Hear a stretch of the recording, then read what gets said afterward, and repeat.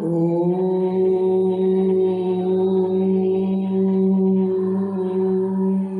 नमः सिद्धेभ्यः। ॐ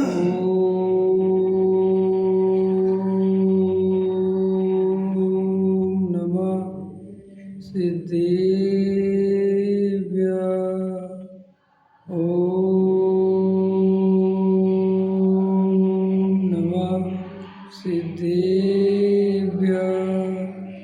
निर्मल ज्ञान परिठिया कम कलंक डहेबी।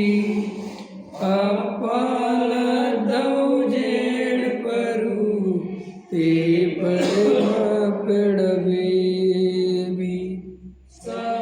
करम मल का नाश कर हर प्राप्त कर निज आत्मा। जो लीन निर्मल ध्यान में नम कर निकल परमात्मा। संतप्त मानस शांत हो जिनके गुणों की गान में। वे वर्धमान महान जिन विचरे हमारे। योगसार ग्रंथ है। गाथा अपनी 14 चल रही है। परिणामों से ही बंध व मोक्ष होता है। परिणाम से ही बंध हर मोक्ष भी परिणाम से। यह जान कर हे भवजन परिणाम को पहचानिए।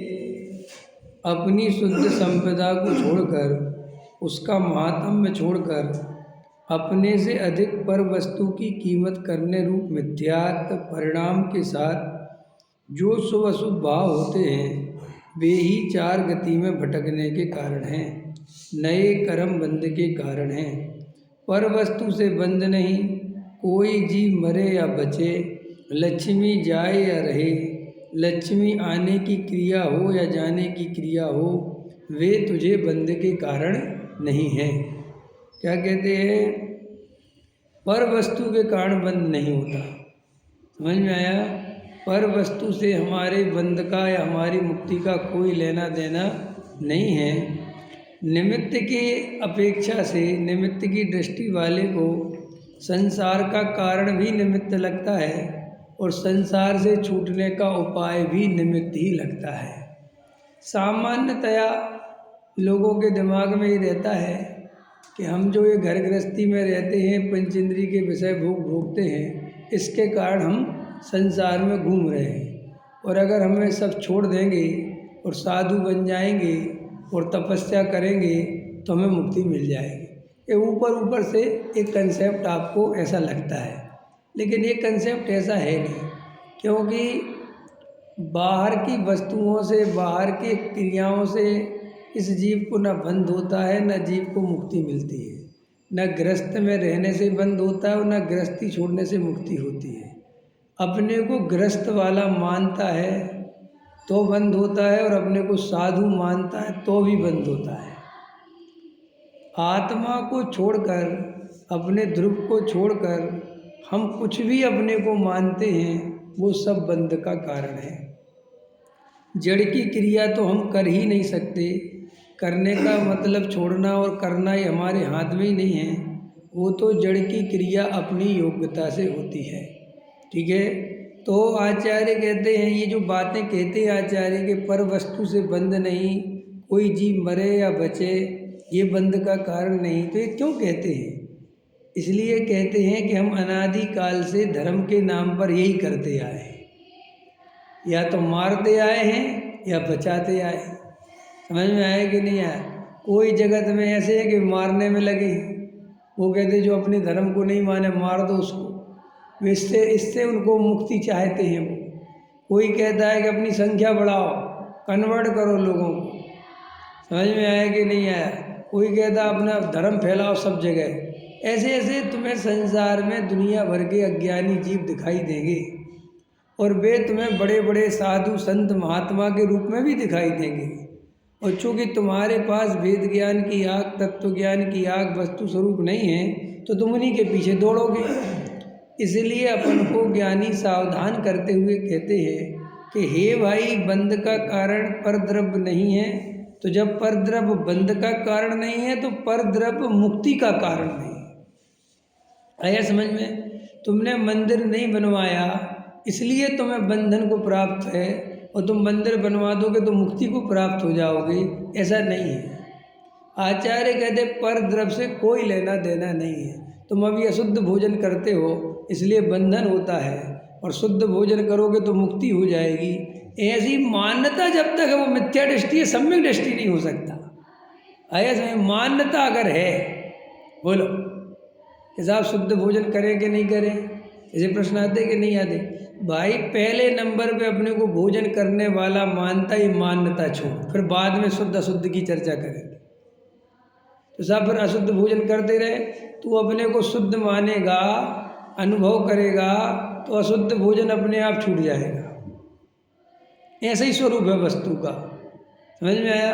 माँ बनेगी, 9 महीने पेट में बच्चा रखेगी, और जब उसको जन्म देगी तो उसके प्रति जो उसका राग व्यवस्था चाहिए, जो उसके लिए ममता चाहिए, वो सब अपने आप हो जाएगा। बोलो, बच्चे के लिए दूध की व्यवस्था होती है कि नहीं होती है? हैं? माँ की छाती में तब तक तो दूध नहीं होता जब तक बच्चा नहीं होता। और कोई स्त्री ऐसा विचार करे कि भैया जब दूध है ही नहीं तो हम बच्चे को पिलाएंगे कैसे? कह रहे भैया तू माँ बन तो अपने आप छाती में दूध आएगा। ऐसे ही श्री गुरु कहते हैं कि तू जो ये विचार करता है कि पहले शुद्ध भोजन करूँगा तो फिर मैं कुछ आगे बढ़ूँगा, वो कहते ये मान्यता ही तुझे आगे नहीं बढ़ने देगी। समझ में आया? पहले कुछ त्याग व्रत करूँगा, पुण्य करूँगा, दया दान करूँगा, तब तो कुछ धर्म होगा। वो कहते ये मान्यता जब तक रहेगी धर्म हो नहीं सकता। कोलू की बैल की भांति घूमेगा उधर ही उधर। और बोलो, जगत में कितने जीव हैं जिनकी पहले ये मान्यता है कि पहले हम दया दान पूजा भक्ति, अपना आचरण सुधारेंगे, अपनी चर्या सुधारेंगे, खान पान सुधारेंगे, गृहस्थ जीवन छोड़ेंगे, त्यागी वृत्ति बनेंगे, साधुओं के साथ रहेंगे, वन जंगल में रहेंगे, धर्मशालाओं में रहेंगे, तब जाके धर्म होगा। बोलो, ऐसी मान्यता है कि नहीं अपनी? है?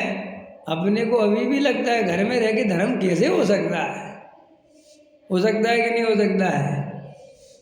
भैया धर्म की शुरुआत घर में रह के ही हो सकती है। जब धर्म गले तक भर जाता है तब घर छोड़ा जाता है। आया समझ में कि नहीं? देखो, ये बात बहुत गहराई से समझ लेना चाहिए। वस्तु स्वरूप में बार बार कन्फ्यूजन नहीं होना चाहिए। हम बार बार संकित हो जाते हैं, डिस्टर्ब हो जाते हैं, बार बार कोई ना कोई हम अपने मन से कल्पना करके प्रभावित हो जाते हैं।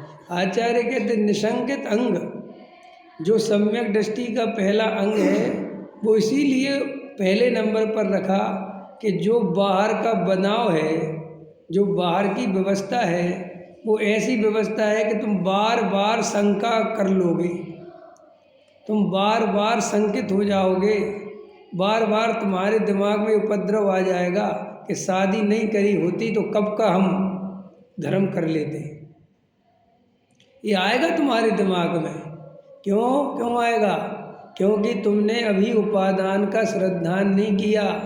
तुम्हारे अंदर निमित्त की दृष्टि है, तो निमित्त की दृष्टि वाले को बार बार पर वस्तु के कारण सब कुछ दिखता है। दिखता है कि नहीं? बोलो, हम लोगों को यही तो दिखता है कि घर गृहस्थी के चक्कर में फंस गए। तब बढ़िया अपने कहीं तीर्थ क्षेत्र में होते अपना आत्मा का ध्यान करते, जैसा इसको घर गृहस्थी ने आत्मा के ध्यान करने से रोका हो। आज हृदय पे हाथ रख के बताओ, हम गृहस्थी में इतने फंसे हुए हैं कि आधा घंटा आत्मा का ध्यान नहीं कर सकते।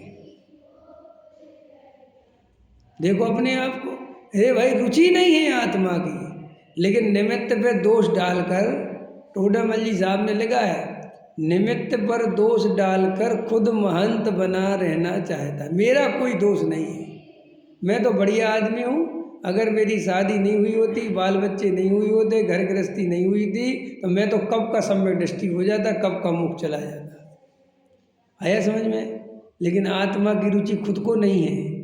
आत्मा स्वाध्याय स्वयं नहीं करता, तत्व निर्णय स्वयं नहीं करता, और सारा दोष गृहस्थी पे डाल के, संयोगों पे डाल के, उदय पे डाल के खुद निर्दोष रहना चाहता है। ये सबसे बड़े मिथ्या दर्शन का लक्षण है। और दूसरी बात, तुझे लगता है कि निर्वृत्ति ले लेते, त्यागी वृत्ति बन जाते, ब्रह्मचारी बन जाते तो हमें मुक्ति मिल जाती, तो जो बने हुए उनके पास जा। ऐसा तो नहीं है कि जगत ब्रह्मचारियों के बिना खाली है, बहुत ब्रह्मचारी घूम रहे, बहुत महाराज घूम रहे। जा उनके पास रह के आ और उनकी दशा देख के आ, उनकी साधना देख के आ, क्या करते हैं दिन भर। है समझ में कि नहीं? तो देखो, वस्तु का स्वरूप जैन दर्शन में, अन्य दर्शनों का तो अपन कुछ नहीं कहते, लेकिन जैन दर्शन एक ऐसा दर्शन है जो तुम्हारी पहली सीढ़ी से लेके आखिरी सीढ़ी तक की चर्चा बिल्कुल व्यवस्थित करता है। इसमें न आशीर्वाद से काम होता है, न इसमें भावनाओं से काम होता है, न यहाँ भगवान की कृपा चलती है, न यहाँ कोई चमत्कार होता है, न यहाँ कोई अतिशय होता है, न यहाँ भगवान खुश होते हैं, न यहाँ वो रूठते हैं। जैन धर्म में ये सब नहीं है। आया समझ में? जैन धर्म विज्ञानवादी दर्शन है, बिल्कुल व्यवस्थित। ये अलग बात है, मैं 10 दफ़े इस बातों को बोल चुका। ये अलग बात है कि धर्म शब्द बदनाम हो गया है। धर्म शब्द के अंदर वो वस्तु स्वभावो धम्मो, वस्तु का स्वभाव ही धर्म है।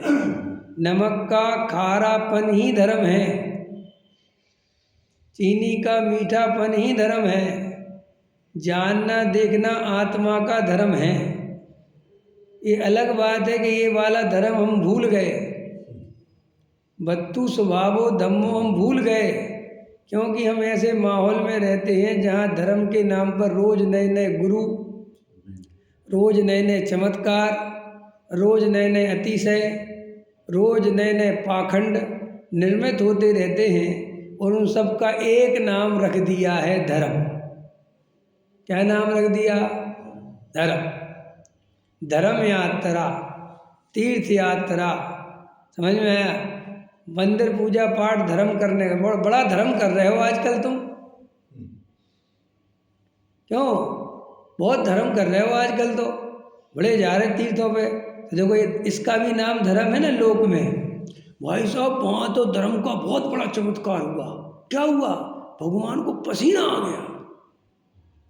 साहब, वहाँ तो अतिशयकारी बड़ा धर्म हो रहा, लाखों के लोग जा रहे। इन सब का एक नाम क्या रख दिया? ये धर्म है। इसका धर्म से कोई संबंध है, लेकिन सबका नाम क्या है? धर्म है। एक फिल्म देखी थी मैंने बहुत पहले। उसमें फिल्म में क्या है कि उसका नाम है, विलन है जो विलन, उसका नाम है M.K. गांधी, M.G. गांधी। समझ में आया? M.G. गांधी, क्या नाम है उसका? M.G. गांधी। समझ आया? वो चरस गांजी का धंधा करता है, चरस गांजी का धंधा करता है विदेश में। और एक जो दूसरा है वो तो जानता भी नहीं उसको, लेकिन संजोग ऐसा बैठता है कि वो जहाँ पहुँचता है, अब वो आदमी भाग्य से वही पहुँचता है, तो वो सोचता है जो खुफिया पुलिस है। क्या सोचता है? ये हिंदुस्तान वालों ने जो खुफिया पुलिस भेजी है मुझे पकड़ने के लिए। और वो बेचारा संजोग ऐसा बैठे कि वो उधर ही मिले, तो वो सोचे जी हमारी जान, तो वो भाग जावे वहाँ से। तो वो अपनी वो क्या कहते उसको, स्मगलिंग नहीं कर पावे। और वही 1-2 बार बहुत परेशान हो गया वो। और एक दिन तो इतना डर गया वो स्मगलर कि उसने उसकी जेब में रिश्वत के रूप में 1000 रुपये रख दिए, $। उसे पता भी नहीं है, वो अपना इधर उधर देख रहा। अब वो उसने पैसे रखे, संजोग की वो तभी निकल गया, तो उसने कहते वो पैसा दे दिए तो भाग गया। समझ में आया? ऐसा देखता है वो। अब वो उसको पकड़ लेता है एक दिन। वो कहता है यार ये तो अपन को जीने नहीं देगा, तो एक दिन वो अपने गुंडे भेज के उसको उठवा लेता है और बेचारे को बहुत मार मारता है। और बोलता बता तू किसकी जासूसी करने। अब वो कहता है ये क्या होती है जासूसी, वो मेरे को सीधा साधा आदमी है, उसे कुछ पता नहीं है, समझ में आया। और वो कह रहा बता तू एम जी गांधी के बारे में क्या जानता है। वो कह रहा तुम नहीं जानते एम जी गांधी के बारे में। बोले हमारा तो पूरा भारत जानता है एम जी। पूरा भारत जानता है, मैं इतना प्रसिद्ध आदमी हूँ कि मेरे भारत पूरे मेरे नाम को पूरी दुनिया जानती है। अरे बोले तू बताता है कि नहीं एम जी गांधी कौन है। बोले अरे महात्मा गांधी है। बोले उनका धंधा क्या है। बोला चल वो सूत काटना। बोले देखो इसके सब कोड वर्ड है, ये सब अपन को घुमा फिरा के जवाब दे रहा और पीटो। अब नाम है ना, ऐसे एक नाम है, ऐसे ही धर्म का हमने एक नाम रख दिया, जबकि वे धर्म है ही नहीं, उनका उससे कोई लेना ही देना नहीं है। लेकिन सब पूजा करना धर्म, व्रत करना धर्म, तीर्थ वंदना करना धर्म, दान देना धर्म, किसी की सेवा करना धर्म, ईसा मसीहों का अपना धर्म, मुसलमानों का अपना धर्म, हिंदुओं का अपना धर्म, जैनियों का अपना धर्म, सबके अपने अपने धर्म है कि नहीं बोलो। और सबकी अपनी अपनी क्रिया है और सबका नाम क्या है धर्म। कोई हिंसा करता है वो भी धर्म है, और कोई अहिंसा करता है वो भी धर्म है। कोई मंदिर बनाता है वो भी धर्म है, और कोई मंदिर मिटाता है वो भी धर्म है। कोई मूर्तियां बना बना के, मंदिर बना बना के धर्म करता है, तो कोई मूर्तियां तोड़ तोड़ के धर्म करता है। वो कहता है तुम मूर्ति क्यों तोड़ रहा है। बोले हमारा धर्म कहता है। और उससे पूछोगे तुम मूर्ति क्यों स्थापित कर रहा है। वो कहता हमारा धर्म कहता है। आया समझ में कि नहीं है, इसका धर्म से कोई संबंध है। अब चूंकि हमने हर चीज का नाम धर्म रख दिया, इसलिए जो असली धर्म है वो गायब हो गया, और हम और आप इस सारी जिंदगी निकल जाती है।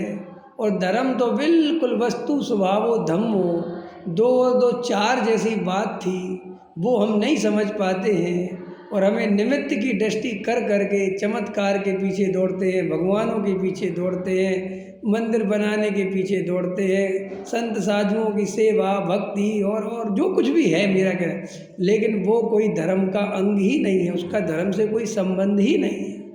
वो तो सहजिक सामाजिक व्यवस्था है। और ज्ञानियों को साधर्मियों के प्रति या मुनिराजों के प्रति भक्ति होती है, सो सहज उनको आहार आदि के भाव आते हैं, उनके प्रति राग आता है, उनको नमस्कार करने, बाकी उसका धर्म से कोई संबंध नहीं। आया समझ में। व्यवहार है। लड़की की शादी होती है तो सारे रिश्तेदारों को बुलाया जाता है, लेकिन उन रिश्तेदारों से शादी का कोई संबंध, कोई रिश्तेदार चले जाएं आ जाओ शादी फिर भी होगी। समझ में आया। फूफा जी रूठ गए, रूठे रहो, शादी तो होगी। आया समझ में। जगत है ना। ऐसे ही देखो भाई, तुम बाहर के जो क्रियाकांड करो नहीं करो, इससे धर्म का कोई संबंध नहीं। बस आत्मा का अनुभव करो, धर्म का संबंध इससे है। और आत्मा का अनुभव माने क्या। जैसा वस्तु का स्वभाव है उसकी वैसी श्रद्धा करो, वैसा निर्णय करो, वैसी प्रतीति करो, वैसा श्रद्धान करो, वैसा अनुभव करो, इसका नाम धर्म है। बद्धु स्वभावो धम्मो, मैं आत्मा हूँ, इस शरीर पुद्गल है, इस शरीर का अपना धर्म है, पुद्गल का अपना धर्म है, आत्मा का अपना धर्म है। धर्म माने स्वभाव। तो मेरा स्वभाव क्या है।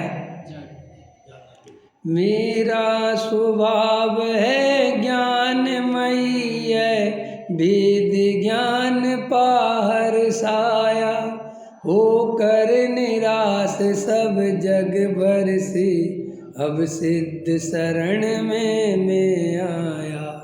हे भगवान, मैं तो अब ये समझ गया कि मेरा स्वभाव ज्ञानमयी है, और ये भेद ज्ञान हो गया मुझे। इस शरीर का जो स्पर्श रस गंध वर्ण है, ये जो काला गोरा है, ये जो मोटा पतला है, जो ये जगत इसकी प्रशंसा या निंदा करता है, ये मेरा स्वभाव नहीं, ये मेरा वस्तु नहीं, ये मेरा धर्म नहीं। मेरा धर्म तो ज्ञानमयी है, मेरा स्वभाव तो ज्ञानमयी है। मैं तो चैतन्य तत्व हूँ। मैं तो ज्ञायक तत्व हूँ, ऐसा मुझे वेद ज्ञान के द्वारा हे भगवान अनुभव में आया, और अब मुझे अपने अंदर में ही आनंद आनंद दिखता है। इसलिए मैं जगत छोड़कर, आप भी इस आनंद में डूबे हो तो मैं आपके पास आया हूँ कि मैं भी आपकी तरह अपने स्वरूप में डूब जाऊँ। वो कर निराश सब जग भर से, अब सिद्ध शरण में मैं आया। तो हमें बहुत गहराई से एकदम क्लियर कट वस्तु का स्वरूप समझ के, निर्णय करके अपने स्वभाव में रमने का पुरुषार्थ करना चाहिए, और हमें कहीं पर भी शंका नहीं करनी चाहिए। व्यवहार नय के कथन, निमित्त नैमित्त कथन, सामाजिक दृष्टि से किए गए कथन बहुत आपके सामने आएंगे इस जीवन में, लेकिन आप उनमें रस नहीं लेना, आप उनके कर्ता भोक्ता मत बनना, आप उनकी चिंता अपने सिर पर नहीं ओढ़ना।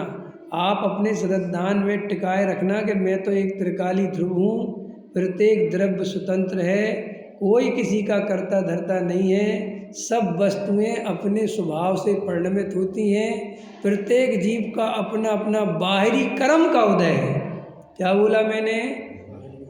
देखो भाई, हम स्वभाव से सब भगवान हैं, लेकिन पर्याय अपेक्षा सबके जो कुछ चल रहा है वो अपने अपने कर्म उदय जन्य व्यवस्था है।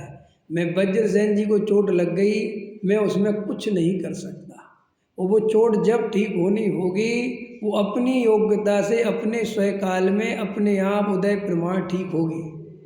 आया समझ में? ये बिल्कुल वस्तु का स्वरूप है। कोई गरीब है, कोई अमीर है, सब अपने कर्म के उदय अनुसार है, लेकिन स्वभाव से सब भगवान हैं। और मैं स्वभाव से मैं भी भगवान हूँ और आप भी भगवान हो, और ऐसा अनुभव करोगे तो तुम भी सुखी होगे, और अगर मैं करूँगा तो मैं भी हूँगा। ये बाहर की व्यवस्था तो चाहे जितनी बनाओ और चाहे जितने उपाय करो, ये तुम्हें हमें सुखी करने वाले नहीं है, नहीं है, नहीं है। देखो, बाहर की व्यवस्था तो ऐसी है, ज्यों ज्यों प्रभु वर जलपान किया, त्यों त्यों मृग तृष्णा की आग जली, सोचा करता हूँ भोगों से बुझ जावेगी। ये तुम्हें जो घूमने फिरने की इच्छा होती है, ये पता क्यों होती है? क्योंकि तुम्हारे घर में खाने को रोटी है।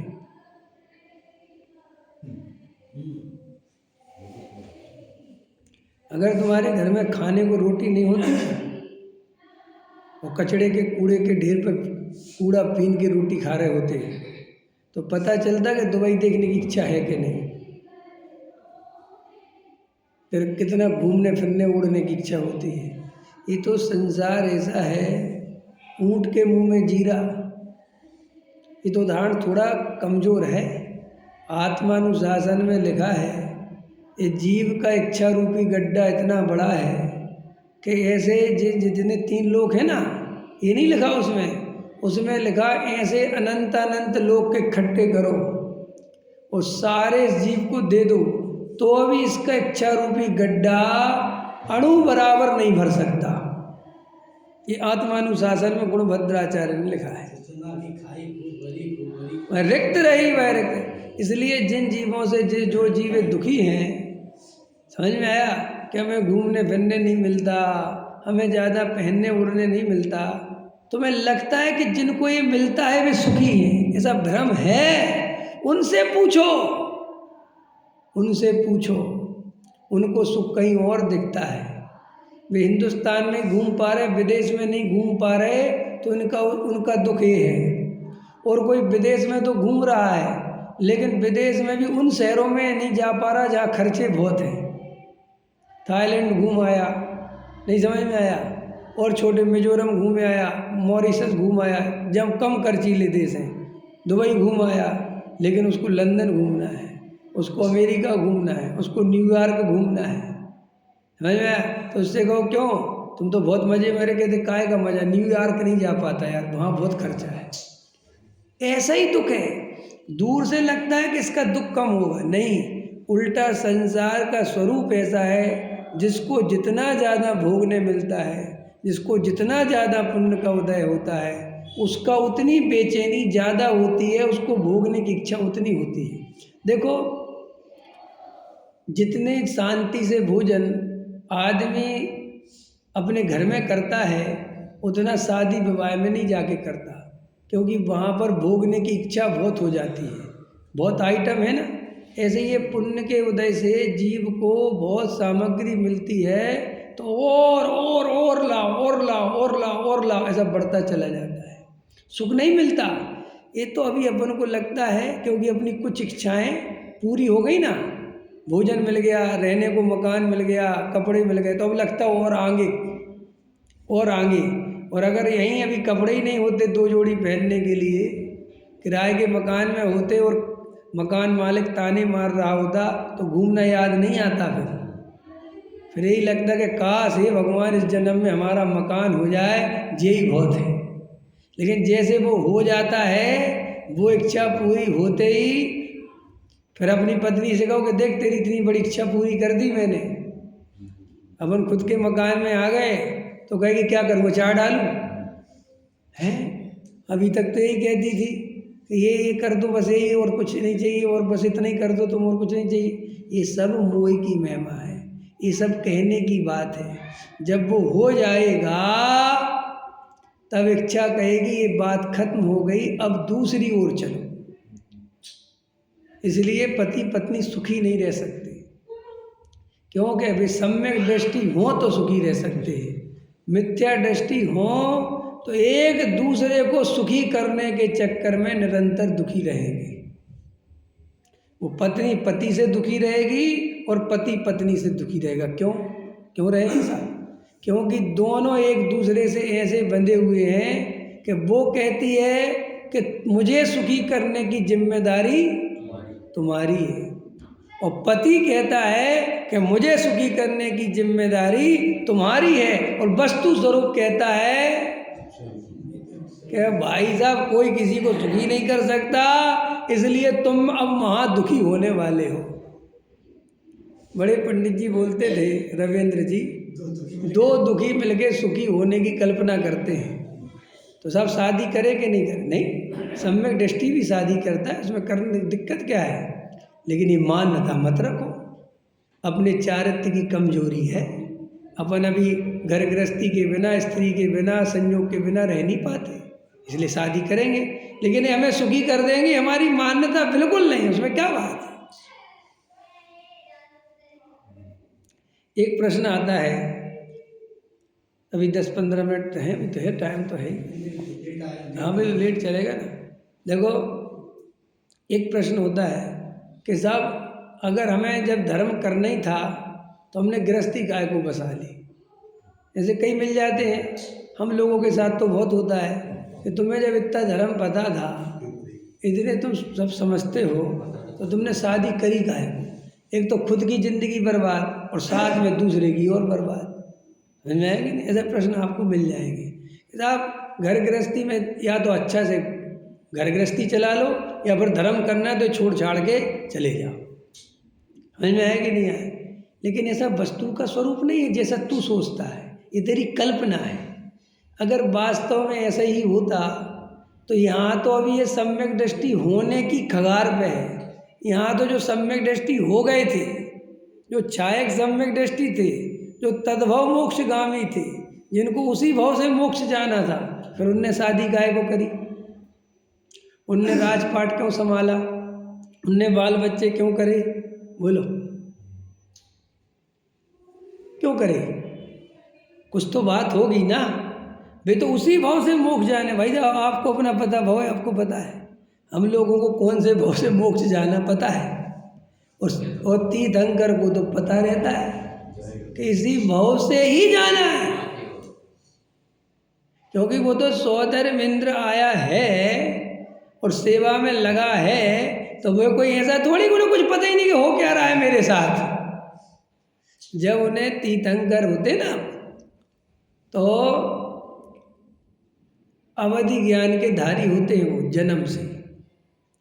तो जब उनको वो पांडुक वन में, पांडुक शिला पे वो अभिषेक के लिए ले जाता है, तो उन्हें सब पता रहता है कि क्या हो रहा है समझ में। और वहाँ पर वो जल डालता है, क्यों? वो कलश ला के बड़े बड़े, तो इंद्र को घबराहट हो जाती है कि जी इतना सा बालक है भैया, इतने बड़े बड़े कलशा डाल दो तो ये बह ना जाए।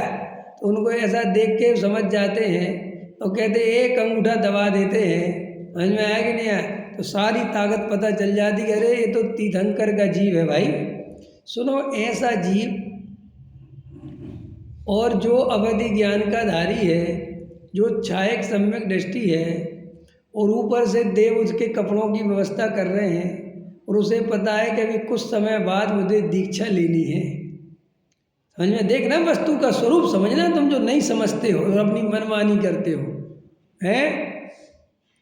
वे शांति से शादी करते हैं, राजा बनते हैं, बच्चे होते हैं, समझ में? राजपाट करते हैं। तो अगर ये प्रक्रिया नहीं होती वस्तु के स्वरूप में, वो चारित्र मोह का उदय नहीं होता, तो वे शादी क्यों करते? नहीं समझा? सीधा ही जाते ना दीक्षा लेने। लेकिन स्वरूप ऐसा है कि जब तक अपने स्वरूप में स्थिर नहीं हो सकते, जब तक 2 कसाय 3 कसाय चौकड़ी का भाव नहीं होता, तब तक पंच इंद्री के विषय भोगों में प्रवृत्ति करने का राग आए बिना रहता नहीं। घर गृहस्थी का भाव आए बिना रहता नहीं। और ज्ञानी इसे बिल्कुल एक्यूरेट, ना इसमें हठाग्रह करते हैं, ना जोर जबरदस्ती करते हैं, ना ये सोचकर शादी नहीं करते कि 10 साल बाद तो दीक्षा लेनी ही है। सोचो, ये स्वरूप है ना, जिन तीर्थंकर भगवान की हम पूजा भक्ति करते हैं, आखिर उनका हमें जीवन भी तो देखना है ना। प्रथमान योग है क्या? जो महापुरुष हुए हैं उनके जीवन को जो दर्शाता है उसका नाम प्रथमान योग है। देखना बच्चन जी, पूरी बहुत ध्यान से सुनना। वे शादी करते हैं, करते कि नहीं करते? पूरा राजपाट करते हैं कि नहीं करते? मेरा प्रश्न है, जब ये राजपाट घर गृहस्थी करते हैं तो सम्यक दृष्टि रहते हैं कि नहीं? धर्मात्मा रहते हैं कि नहीं? कि वो धर्म छोड़ जाता है, वो भ्रष्ट हो जाते हैं? बोलो। और तुम्हारी हमारी तो गृहस्थी भी कुछ भी नहीं है। हम पे तो 2 कमरे का मकान है, काय का परिग्रह, काय का कुछ। उनके तो महल होते हैं भाई साहब। समझ में आया? हमारे पास कितने क्या कपड़े हैं क्या है? उनके पास रत्नों के कपड़े होते हैं, हीरे की अंगूठियां पहनते हैं वो। हीरा मैं आज की भाषा बोल रहा हूँ तुम्हारे लिए, वरना उनके तो रत्न जड़े ऐसे है कि स्वर्गों से आते उनके रत्न आभूषण। समझ में आया? वे सब पहनते हैं, फिर भी सम्यक दृष्टि रहते, ये उनकी विशेषता है। और तुम एक अंगूठी पहन के पगला जाते हो, ये तुम्हारी कमजोरी है। समझ में आया? तुम 2 कमरे के मकान में अपने को परिग्रह वाला मान लेते हो, संसारी मान लेते हो, और मैं तो परेशान हो गया और मैं ये हो गया, और वे इतने बड़े महल में रह के उसको अपना परिग्रह नहीं मानते, है नहीं? बोलो, है? उनका स्वधर्म इंद्र उनकी सेवा करता है, वे उससे प्रभावित नहीं होते। और तुम्हें अमिताभ बच्चन के साथ फोटो खिंचवाने मिल जाए तो तुम उसे घर में जड़वा दो, है? बोलो, है नहीं? अभी जो पुतिन आया था, आज चला गया ना, तो 10 लाख रुपए दिन का किराया था उस होटल का जिसमें उसे रुकाया था। समझ में आया कि नहीं आया? और तेल साबुन गायब हो गए वहाँ से। मेरे को इतनी हंसी आई, मैंने कहा यार ये दुनिया में ये पहली बार सुन रहा है। तेल साबुन बाथरूम में है कि भाई 10 लाख का होटल और तेल साबुन नहीं मिल रहा वो दिन को, है? और इतना तो तुम्हें लगता कि नहीं कि क्या है? इससे लाख गुनी खतरनाक व्यवस्था होती है तीर्थंकरों, चक्रवर्तियों की। ये तो कुछ भी नहीं है। ये तो तुम जितना जुटा पाते हो ना, 2-4-10 कोट वाले खड़े कर दिए, ये कर दिए, वो कर दिए, गनमैन खड़े कर दिए, तो तुम्हें लगता है कि हाँ साहब देखो। और सुनो मज़ेदार बात और बताओ, इसमें तो गनमैन खड़े करे हैं जो, और जो भी तुम्हारी सुरक्षा करी है, इसमें वो जो पुतिन है ना, वो तो बिल्कुल कमज़ोर है। कमज़ोर माने उसे तो पकड़ के कोई दे दे भी तो निकट जाए, लेकिन वो खुद जो तीर्थंकर वगैरह होते भी तो इतने बलशाली होते हैं कि वे उठा के फेंक दे सारी दुनिया को। समझ में आया कि नहीं आया? हाँ, इतना बल होता है उनके अंदर, बहुत ताकत होती है उनके अंदर, समझ में आया? बहुत। तो अभी देखो उन्हें कोई अहंकार नहीं होता, उन्हें किसी को ऐसा नहीं लगता है, ऐसा उनको भाव ही नहीं आता बिल्कुल भी। हाँ हाँ, चक्रवर्ती थे, भरत जी ने कर दी थी ना कि भाई उंगली सीधी कर चल, कि सेनापति कहता है कि ये चक्रवर्ती हमारी दम पे जीतते हैं, तो कहे इधर आ तो लग चल। समझ में आया कि नहीं? अब सुनो, हम तो ये 4 सिक्योरिटी खड़े कर दें गनमैन, तो हम इसमें नहीं फूले समाते, जबकि कोई भी अंदर भय चला ही रहा है कि कोई भैया कहीं से मार ना डाले, मैं तो मार नहीं सकता उनको कोई। समझ में आया? वो इतनी शक्ति, फिर भी देखो उस शरीर को अपना नहीं मानते, उस शक्ति को अपना नहीं मानते। ये है सम्यक दर्शन है। ऐसे ऐसे रत्न आभूषण पहनते हैं, लेकिन उससे अपने को सुंदर नहीं मानते, उसकी तरफ देखते भी नहीं। ये है गजब की बात। पर लक्ष्य नहीं उन पर तन का। समझ में आया कि नहीं आया? अरे ये तो मुनिराज की बात है, ये तो हम तुम्हें चौथे गुणस्थान वाले सम्यक दर्शन का स्वरूप बता रहे। इतना जबरदस्त है सम्यक दर्शन, जैसे लोग हल्के में ले लेते। लोग कहते तुम काहे के सम्यक दृष्टि, अरे तुझे पता ही था नहीं सम्यक दर्शन है क्या चीज। हमने जरा सा क्रोध किया, तुम कहते तुम काहे के सम्यक दृष्टि। हमने जरा सा खाने पीने का राग किया कि कल ये बना लेना, तुम काहे के सम्यक दृष्टि। हम तो सम्यक दर्शन को इतना 2 कौड़ी का तोलते हैं कि किसी ने खाने का राग कर लिया तो मिथ्या दृष्टि, और किसी ने खाने का त्याग कर दिया तो सम्यक दृष्टि। किसी ने अच्छे कपड़े पहन लिए तो मिथ्या दृष्टि, और किसी ने बिना प्रेस के कपड़े पहन लिए तो सम्यक दृष्टि। किसी ने बाल ऐसी कंगी बंगी बना ली तो मिथ्या दृष्टि, और सिर मुड़ा लिया तो सम्यक दृष्टि। बोलो यही है ना हमारी पहचान सम्यक दृष्टि की। और क्या पहचान है आपके दिमाग में, क्या है बताओ? बोलो नरेश जी, और कुछ है पहचान सम्यक दृष्टि की? है? पहचानते हो? बहुत अच्छी बात। हमारे साथ रह के कुछ तो पहचानना सीखे। नहीं नरेश जी, बात समझने लगे। ऐसी बात सत्य के साथ बैठोगे, समझ में आया जे, तो भाई साहब उसकी धूल भी तुम्हारा भला कर देगी। जैसे सुनारों की दुकान होती है ना, कि भाई साहब उसकी धूल भी बहुत कीमती है। समझ में आएगा नहीं आया? और मिठाई की दुकान पे दिन भर बैठे रहो और मिठाई दिखेगी तो, लेकिन मिलने वाला कुछ नहीं है। आया समझ में कि नहीं? ऐसा ही है, तुम बैठो सत्य के साथ, आज नहीं तो कल सत्य पा जाओगे, लेकिन डटे रहो, डरो मत। हाँ, एक ही भाव विका है। आप समझ रहे हैं मैं क्या कह रहा हूँ? कि वही सम्यक दर्शन हमने इतना हल्का कर रखा है।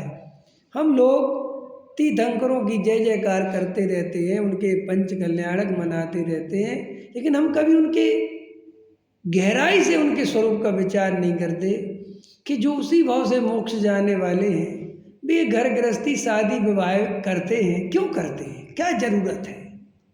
और जो सर्वार्थ सिद्धि से आए हैं, जिनके संस्कार भी मुनिराज के हैं, जिनको विषय कसाय भावनाओं के कोई प्रसंग ही नहीं रहे, वे शादी विवाह क्यों करते हैं? लेकिन नहीं, हमें याद ही नहीं रहता, और हम उनके बारे में कुछ बोलते हैं और अपने बारे में कुछ समझते हैं। इससे हमारे जीवन में द्वंद्व खड़ा होता है। हमारे जीवन में क्या खड़ा होता है? द्वंद्व। तो मैं अभी बिल्कुल सुनते जाना, मैं जो समझा रहा हूँ। जो चौथा गुणस्थान है वो श्रद्धान का गुणस्थान है। काय का गुणस्थान है? वो आचरण का गुणस्थान नहीं है। उसमें तुम्हारा क्या, तुम जो है कंगी करते हो कि नहीं करते हो, कि अच्छे कपड़े पहनते हो कि कम पहनते हो, कि ज़्यादा पहनते हो, कि तुम्हें खाने का राग ज़्यादा है कि कम है, तुम 2 शादी करते हो कि 6 करते हो कि 1000 करते हो, इसका उससे कोई संबंध नहीं है। समझ में आया? उसका संबंध ये है कि तुम्हारे पास परिग्रह कितना, इससे मतलब नहीं है। परिग्रह के संबंध में तुम्हारी मान्यता क्या है, इससे मतलब है। आया समझ में? तुम्हारे अंदर खाने पीने का राग कितना है इससे उसका मतलब नहीं है। तुम खाने पीने में तुम्हारी मान्यता क्या है उससे संबंध है। पकड़ में आया? तो एकदम निरंतर क्या चीज़ है, वस्तु का स्वरूप कैसा है, ये पूरी प्रक्रिया कैसी है कि कोई जीव मिथ्या दृष्टि है तो सबसे पहले उसे सम्यक दृष्टि होने का पुरुषार्थ करना चाहिए। बिल्कुल सरल बात। न साधु बनने का पुरुषार्थ करना चाहिए, न ब्रह्मचारी बनने का पुरुषार्थ करना चाहिए, न त्यागव्रत का पुरुषार्थ करना। क्या पुरुषार्थ करना चाहिए? सम्यक दृष्टि होने का पुरुषार्थ करना चाहिए। और सुनो कि जब याद, सम्यक दृष्टि के पुरुषार्थ के लिए बाहर में ना कुछ छोड़ना है, ना पकड़ना है, ना कहीं आना है, ना कहीं जाना है। पर करना क्या है? सच्चा वस्तु का स्वरूप समझना है। क्या करना है? आपके लिए सम्यक दर्शन के लिए क्या करना है? आपको स्वाध्याय में बैठना है, समझ में आया? और गहराई से 6 द्रव्य 7 तत्व, समझ में आया? इनका गहराई से स्वरूप समझना है। द्रव्य का, गुण का, पर्याय का, व्यवहार का, निश्चय का, बिल्कुल एक्यूरेट स्वरूप समझो। समझ में आया? फिर मैं कौन हूँ, मुझे किसमें अपनापन करना है, किसके आश्रय से सम्यक दर्शन होता है, दृष्टि का विषय क्या है, किसके श्रद्धान का नाम सम्यक दर्शन है। फिर वो जो टोडामल जी साहब ने सम्यक्त सन्मुख मिथ्या दृष्टि लिखा, तो वो सम्यक्त सन्मुख मिथ्या दृष्टि उन्होंने कहाँ लिखा देखा आपने कभी गहराई से? 7वें अधिकार के अंत में लिखा। उसके पहले उनने निश्चयाभासी, व्यवहाराभासी, उभयाभासी, सम्यक चारित्र्य का अन्यता स्वरूप, समझ में ये सब लिखा। और उसके पहले तो वे 7 तत्व, मिथ्या दर्शन, मिथ्या ज्ञान, देव, शास्त्र, गुरु, अरहंत, सिद्ध, पंच परमेष्टि का स्वरूप, मिथ्या ज्ञान, मिथ्या दर्शन, मिथ्या चारित्र्य का स्वरूप, ये सब वो वर्णन करते हुए आए थे। फिर जब वहाँ तक 7वें अधिकार तक पहुँचे और 7वें अधिकार में फिर जैन मिथ्या दृष्टियों का विवेचन किया कि जो जैन है, समझ में आया, और स्वाध्याय भी करते हैं, लेकिन उनकी बारीक भूलें क्या हैं, तो उन्होंने वो निश्चयाभासी, व्यवहाराभासी और उभयाभासी के रूप में प्रस्तुत करी। और जब वे भूलें वहाँ से निकल गईं तब उनने कहा अब तुम सम्यक्त के सन्मुख हो गए। अब काय के सन्मुख हो गए? और अब सम्यक्त के सन्मुख जीव की क्या दशा होती है वो वर्णन किया है, तो आप वहाँ से पढ़ सकते हैं। तो सम्यक दर्शन प्राप्त करने के लिए हमें ठोस वस्तु स्वरूप को निर्णय में लेना चाहिए। ठोस मजबूती से वस्तु स्वरूप को समझना चाहिए, बिल्कुल मजबूती से। समझ में आया? ये मान्यता है कि घर में धर्म नहीं हो सकता, यहाँ सम्मेसन ले लिया, कैसे ले सकते हैं, क्या ये सब मान्यताएं मिथ्या हैं। पहले इनका निर्णय करो कि साहब कैसे निर्णय करें। अगर घर में रहने से सम्यक दर्शन नहीं होता और घर में रहने सम्मेसन छूट जाता तो तीर्थंकर आदि तो सम्यक दर्शन लेके आते हैं, फिर भी वो घर गृहस्थी में रहते हैं, उनका क्यों नहीं छूटा? और दूसरी बात, तुम्हें आगम का भरोसा है ना, तुम आगम के आधार से ही वस्तु स्वरूप समझ रहे कि हाँ, तो आगम में आया है कि चौथे गुण स्थान में घर गृहस्थी रहती है। तो जब वस्तु स्वरूप सर्वज्ञ देव ने बताया कि चौथे गुण स्थान में सम्यक दर्शन होता है और घर गृहस्थी रहती है, तो तुम क्यों अपनी जिद करते हो, क्यों अपनी डेढ़ बुद्धि लगाते हो? उसको शांति स्वीकार करो कि ऐसा स्वरूप है, आगे बढ़ो। चौथे गुण स्थान में तुम्हारी घर गृहस्थी भी रहेगी और श्रद्धान सम्यक रहेगा। अब ये चौथा गुण स्थान है क्या चीज़? श्रद्धान तो सही हो गया, लेकिन आत्मा में रमणता नहीं है। तो आत्मा में रमणता नहीं है, उसकी चारित्र की कमजोरी है। चारित्र की कमजोरी है तो वो उसको स्वीकार करता है। क्या करता है? और स्वीकार करता है और उस चारित्र की कमजोरी की जिम्मेदारी अपने ऊपर लेता है। ये नहीं कि मैं सम्यक दृष्टि हो गया तो रोटी तुम खिलाओ, मैं सम्यक दृष्टि हो गया तो मेरे कपड़े तुम लाओ, नहीं। वो चौथे गुण स्थान में और राग है उसको स्त्री का, तो बाकायदा विवाहित स्त्री शादी करके लाता है, रहता है, मैं उसकी जिम्मेदारी लेता है, कमा के खिलाता है, समझना पूरा। और खाली भोग अकेले नहीं भोगता, उसके फल में जो बच्चे पैदा होते हैं उनकी भी जिम्मेदारी लेता है। ये सम्यक दृष्टि की न्याय नीति है।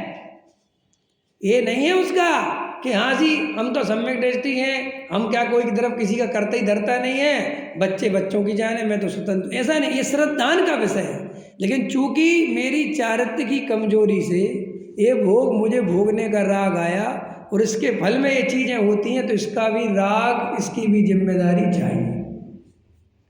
वो कभी पलायनवादी नहीं होता, वो कभी धोखा देने वाला नहीं होता, वो ठगिया नहीं होता, ईमानदार होता है। उसकी पत्नी बीमार हो जाए तो उसकी सेवा करता है वो। आया समय उसके बच्चे बीमार हो जाएं तो उनकी सेवा करता है। लेकिन तुम तो इसे पाप मानते हो और तुम्हारे ब्रह्मचारी बताते हैं कि हमारी सेवा करोगे तो पुण्य है और पत्नी की करोगे तो पाप है। सही है? सही है? हैं? एक ब्रह्मचारी, मैं नाम तो नहीं ले सकता, वो कह रहे बच्चे को कि तुम्हारे, वो उसने कहा भैया हम अगर ब्रह्मचारी बन जाएंगे तो हमारे माँ बाप की सेवा कौन करेगा और हम अकेले ही हैं। तो बोले वो तो उनके पुण्य पाप पे छोड़ दे, तेरा उनसे संबंध क्या है, तू तो हमारी सेवा कर, हमारे बर्तन धो तू अपने आप को ब्रह्मचारी कहता है। ऐसे कोई महाराज, ऐसे कोई त्यागी वृत्ति बनाता है और उसके सम्मेलन का तो ठिकाना नहीं। वो तो बेचारा भावुकता में कह रहा है कि हमें आपके साथ रहना मजा आता है। ये मजा रहने की बात है। जिम्मेदारी छोड़कर स्वच्छंद जीने में किसको मजा नहीं आता? क्या माँ बाप की सेवा करना हर किसी के बस की बात नहीं है। माँ बाप को छोड़कर भाग जाना बहुत आसान है, दुबई लंदन में बस जाना बहुत आसान है, समझ में आया? ब्रह्मचारी बन जाना बहुत आसान है। घर गृहस्थी में रह के धर्म की आराधना करना सबसे बड़ा पुरुषार्थ है। जिसे तुम दो कौड़ी का मानते हो, इस समय गृहस्थ सबसे ज्यादा कर्तव्य का पालन कर रहा है बेचारा। समझ में आया? अभी बता रहे बस्तेन जी, अभी आगे चला तो रहे हैं, ये तो आप अभी वहीं तो पहुंचाना है मुझे। असली तो चौथे से तो भूमिका बना के पांचवें ही पहुंचाना है मुझे। तो आप कह रहे हैं ना उस पर, मैं तो इसी तो कह रहा हूँ, रुके रहे ना, अभी चलेगी बात। देखो ये चौथे गुण स्थान का स्वरूप है। अब सुनना ध्यान से, जैन धर्म कितना गजब का दर्शन है। फिर चौथे गुण स्थान वाले को वही कहते हैं, वस्तु स्वरूप कहता है, जिनेन्द्र देव की आज्ञा है कि तू यहीं रहकर अब आत्मा में रमणता का धीरे धीरे पुरुषार्थ कर। रोटी भी बना, रोटी भी कमा और आत्मा में समय निकाल कर रमणता का पुरुषार्थ कर। अब वो जब उसकी रमणता बढ़ने लगती है तो प्रारंभ होता है पंचम गुण स्थान। कौन सा गुण स्थान होता है? तो पंचम गुण स्थान होते ही चद्दर नहीं ओढ़नी होती है क्या? पंचम गुण स्थान होते ही चद्दर और सर नहीं बढ़ाना होता है, जिन लोगों को पता ही नहीं है कुछ। समझ में आया? पंचम गुण स्थान में पहली प्रतिमा दर्शन प्रतिमा है। तो दर्शन प्रतिमा में सम्मेलन तो था ही। अब यहाँ से नियम लेगा कि क्या नियम आएगा कि मैं अब जिनेन्द्र देव के दर्शन पूजन भक्ति करे बिना भोजन ग्रहण नहीं करूँगा। उसको अब इतना वैराग परिणति में रहने लगा, इतना राग टूट गया कि भाई दर्शन करे ही बिना खा लिया, भगवान की पूजा भक्ति के बिना ही खा लिया, सामायिक के बिना ही खा लिया। अब उसको अंदर में इतना समता भाव रहने लगा कि कोई बात नहीं। ये समता भाव समझते हो कि नहीं? जैसे बच्चे में और तुम में और तुम्हारे से बड़े में क्या अंतर होता है? बच्चा कोई चीज़ देखेगा तुरंत झपट्टा मारेगा, उसके पास जरा सा भी समता भाव नहीं है। ये तुम बड़े हो, कहते कोई बात नहीं थोड़ी देर। तो सम्यक दृष्टि थोड़ा कम समता वाला है और आगे जो पंचम स्थान वाला है वो थोड़ी ज़्यादा समता वाला है। आया समझ में तुम्हें? अब उसको इतनी ज़्यादा वो नहीं है। तो यहाँ से आया उदय प्रतिज्ञा का हुआ, प्रतिमा ताको नाम। अब ये पहली प्रतिमा, फिर दूसरी प्रतिमा व्रत प्रतिमा। तो व्रत प्रतिमा में अब वो अष्टमी चतुर्दशी व्रत करने लगेगा, क्योंकि अब परिणति में उसे और ज़्यादा आनंद रहने लगा, और ज़्यादा वैराग्य रहने लगा। तो अष्टमी चतुर्दशी को विशेष उपवास आदि करके, व्रत आदि करके अपने आत्म स्वरूप में लगा रहता है, स्वाध्याय आदि में अपना दिन लगाता है। उस दिन छुट्टी मनाता है, दुकानदारी नहीं करता। सुनो गजब की बात। फिर आगे जो है सामायिक प्रोषद, फिर वो सचित्त त्याग प्रतिमा। फिर जब प्रतिमाएं आगे बढ़ती हैं, फिर सातवीं प्रतिमा है ब्रह्मचर्य प्रतिमा। और यहाँ वो घर नहीं छोड़ता, घर पे ही रहता है। समझ में आया? और वो इतनी प्रतिमा, इतना निर्दोष आचरण और इतना बढ़िया जीवन जीता है घर में रहकर। और वो घर में रहता है तो वो ही श्रावक, हाँ व्यापार करता है। अरे व्यापार तो अभी आगे छोड़ेगा, अभी तो हम तुम्हें सातवीं प्रतिमा ब्रह्मचारी ले रहा है। अभी वो कुछ नहीं छोड़ रहा, अब ब्रह्मचर्य व्रत पे आ गया। छठवीं प्रतिमा का नाम है दिवा मैथुन त्याग प्रतिमा या रात्रि भोजन त्याग प्रतिमा। तो वहां पर अब दिन में भोग का सेवन नहीं करेगा, केवल रात्रि में करेगा। देखो राग बिल्कुल व्यवस्थित, देखो तुम, समझ में आया? फिर सातवीं प्रतिमा माने अब और ज्यादा भोगों से उदास हो गया, तो ब्रह्मचर्य प्रतिमा का जन्म। पत्नी है उसकी, लेकिन अब ब्रह्मचर्य व्रत ले लिया।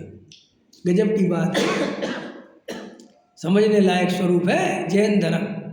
और वो ही जीव मुनि राजों को आहार आदि देता है। तो वो तुम्हारे पैसे से नहीं देता वज्रसेन जी, वो खुद ही कमाता है, खुद ही संपत्ति और खुद ही शुद्ध खाता है। तो वो ही मुनिराजों को आहार देता है, जिससे मुनिराज को सहज शुद्ध भोजन अपने आप मिल जाता है।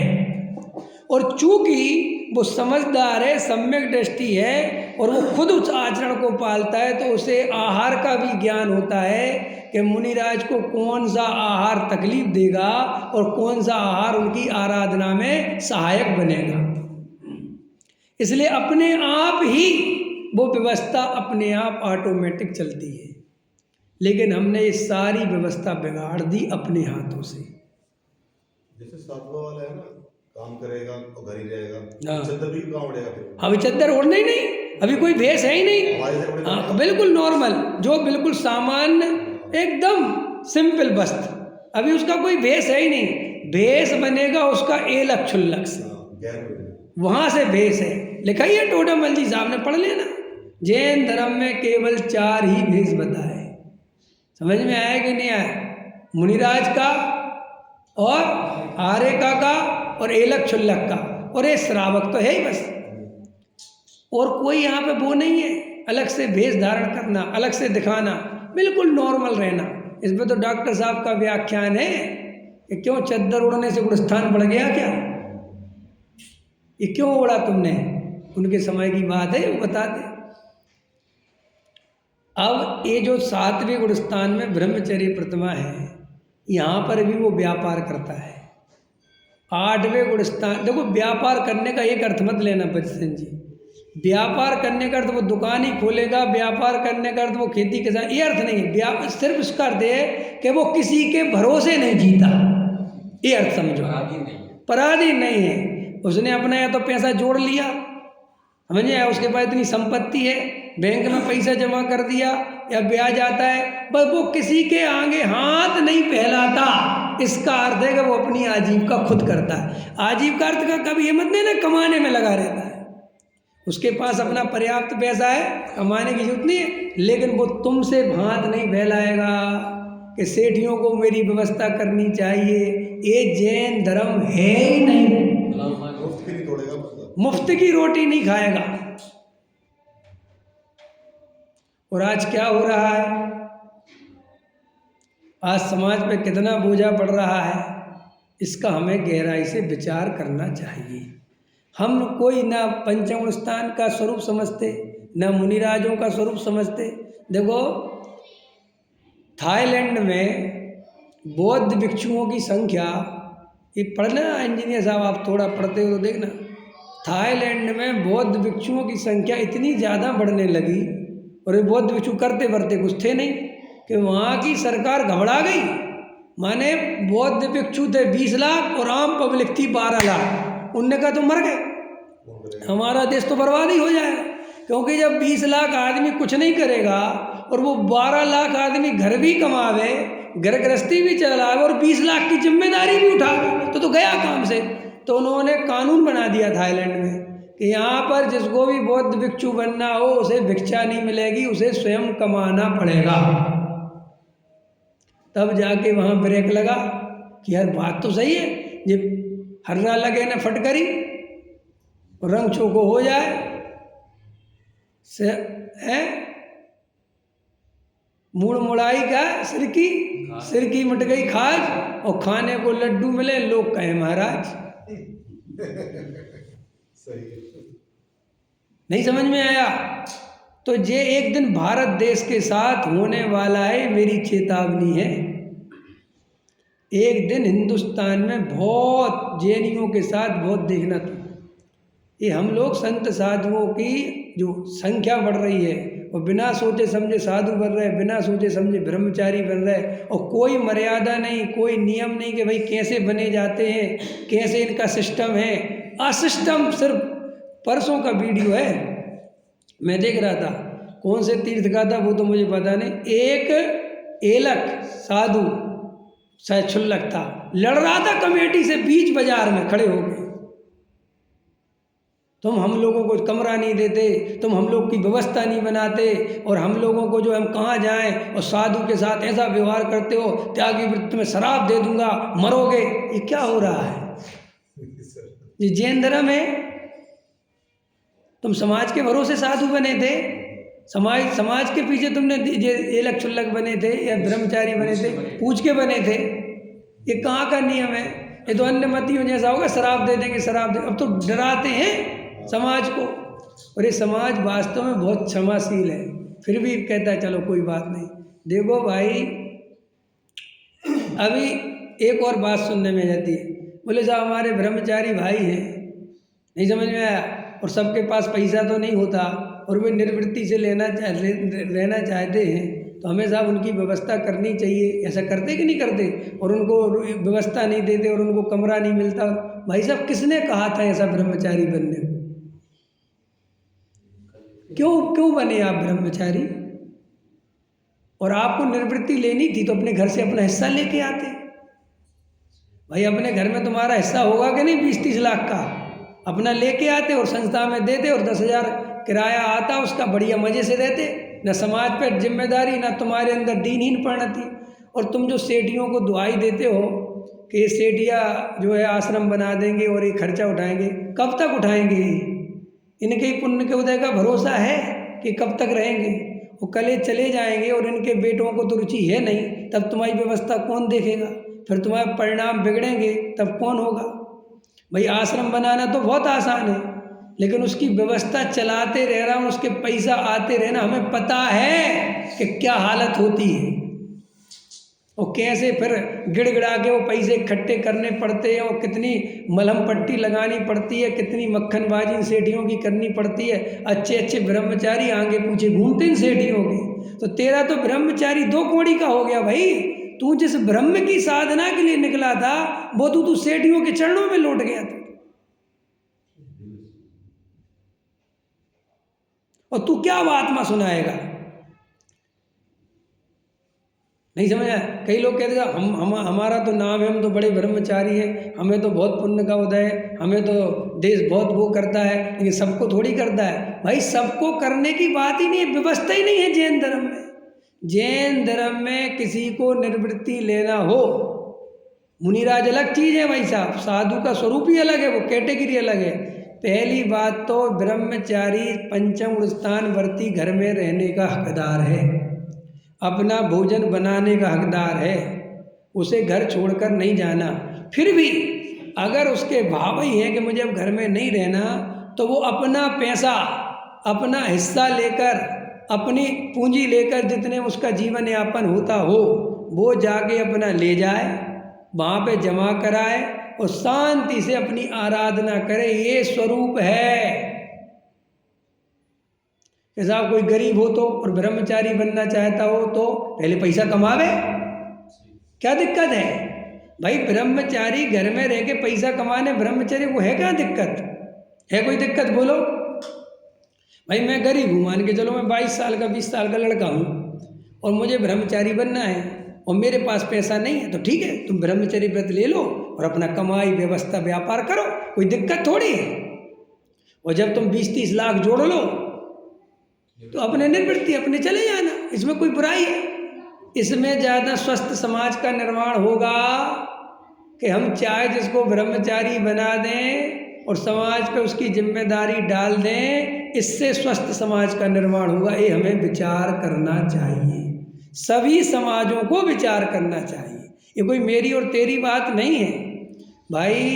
कोई किसी की जिम्मेदारी लेगा तो उसके भी परिणाम बिगड़ते हैं और एक दिन वो अपने अनुसार चलाना चाहता है। बोलो बस्तेन जी, आप कोई भी पंडित हो, अगर वो आपसे पैसा लेगा या ब्रह्मचारी की व्यवस्था आप बनाओगे तो वो आपके अधीन रहेगा। भले ही आप कहो नहीं हम कुछ नहीं कहते, लेकिन वो आंखों में वो शर्म रहती है,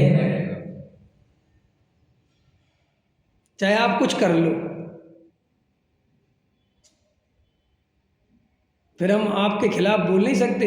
फिर ये सेठ बकरे के पेट में मैं करेगा, ये बोलने की हिम्मत नहीं हो सकती। आत्मार्थ जिंदा करो पहले अपना, निर्वृत्ति के पहले आत्मार्थ जिंदा करो, सम्यक दृष्टि बनो पहले। ये ब्रह्मचारियों की संख्या बढ़ाने से ना आत्मा का भला होगा, ना समाज का भला होगा और ना खुद का भला होगा। निर्वृत्ति की भावना अच्छी हो सकती है, होती ही है, गलत नहीं होती, लेकिन वो सम्यक दर्शन पूर्वक होना चाहिए और विचार पूर्वक होनी चाहिए। चढ़ जा बेटा सूली पे, भला करे भगवान। तुम्हें ब्रह्मचारियों को बढ़ाना है क्योंकि तुम्हें उनका गुरु बनना है, तुम्हें बड़ा ब्रह्मचारी बनना है तो 10-20 नीचे ब्रह्मचारी रहना चाहिए ना। बड़े महाराज बनने हैं तो नीचे 10-20 महाराज रहने चाहिए ना भाई। सेल्फ डिपेंड होना चाहिए। और ये मैं नहीं कह रहा, मैं तो कह ही नहीं सकता, मेरी तो तुम सुनोगे ही नहीं। ये जिनेंद्र देव की आज्ञा है, ये आगम की बात है, ये वस्तु। और जिसको मेरी बात लगे कि ये अपने मन से कुछ बोल रहा, भाई मैं नहीं बोल रहा। मैंने तो स्वाध्याय करके चौथे गुण स्थान का स्वरूप, पंचम गुण स्थान का स्वरूप पढ़ा है, समझा है बराबर प्रॉपर तरीके से। अगर आपको लगता हो तो आप पढ़ो, प्रतिमाएँ पढ़ो, ब्रह्मचर्य का स्वरूप पढ़ो, निर्वृत्ति का स्वरूप पढ़ो, मुनिराज का स्वरूप पढ़ो, मुनिराज के आहारों की व्यवस्था सब समझो, तब आपको समझ में आ जाएगा कि निर्वृत्ति लेना अगर इतना आसान होता तो सब लेके चले जाते। तीर्थंकर आदि भी शांति से घर गृहस्थी में रहते हैं क्योंकि उनको पता है कि अभी हमारे राग है। और कोई साधु, वो साधु सच्चा कहलाता है कि जिसे समाज बिल्कुल ना पूजे, बिल्कुल आहार ना दे, तो भी उसके परिणाम ना बिगड़े, तो वो सच्चा साधु जानना। और समाज उसकी व्यवस्था ना बना पाए और वो आर्त रौद्र ध्यान में हो जाए तो वो सच्चा साधु नहीं है, वो मिथ्या दृष्टि साधु है। ऐसे ही कोई ब्रह्मचारी भी जरा सी किसी ने उसकी बुराई कर दी, जरा सा किसी ने उसके खिलाफ बोल दिया और वो आग बबूला हो गया, तो वो अपने आप को ब्रह्मचारी कहने का अधिकारी नहीं है। क्योंकि तुम जो गद्दी पे बैठ के इतनी क्षमा भाव दिखाते हो, वो तुम्हारे जीवन में भी तो दिखनी चाहिए। फिर मैं यहाँ बैठ के बड़े त्याग व्रत के गीत गाऊं और मेरे खुद ही के जीवन में त्याग व्रत नहीं है तो क्या मतलब।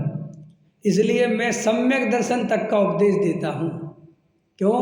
उसके आगे का उपदेश मैं अभी दे नहीं सकता क्योंकि अभी मेरी दशा में ऐसी नहीं। आया समझ में कि नहीं? गांधी जी का गुण याद है कि नहीं, कि माँ आई गांधी जी के पास अपने बच्चे को लेके कि जो गुड़ बहुत खाता है और आप कह दो कि छोड़ दे तो छोड़ देगा। उन्होंने कहा 15 दिन बाद आना है, 15 दिन बाद आना। 15 दिन बाद फिर आई, बोले अब बोल दो, बोले 15 दिन बाद फिर आना है। 1 महीने बाद बोले बेटे गुड़ छोड़ दे, क्या बोला? उनने कहा जी क्या है? उनने कहा ये तो बात आप तभी भरे बोले कैसे बोल देता, मैं खुद ही खाता था, अब मैंने अभ्यास करा तो तब तो तुझे बोलूं। ऐसा ही मैं तुम्हें त्याग व्रत ले लो, त्याग व्रत ले लो, कम से कम मुझे तो अनुमोदना मिलेगी। अरे काय की अनुमोदना भाई, जब तू अभी वो साहस नहीं जुटा पा रहा तो इनसे काय को तू जबरदस्ती करवा रहा? नहीं समझ में आया? इसीलिए बहुत सोच समझ के वस्तु स्वरूप समझना चाहिए। ये पंचम स्थान का स्वरूप आजकल बिल्कुल इसको गायब कर दिया है, समझ में आया? और चौथे वालों पे सबने बोझा डाल दिया, और वो चौथे वाला भी चौथा वाला नहीं पहले वाला है, और वो पांचवा वाला छठवा वाला वो भी छठवा पांचवा वाला नहीं है, वो भी पहले वाला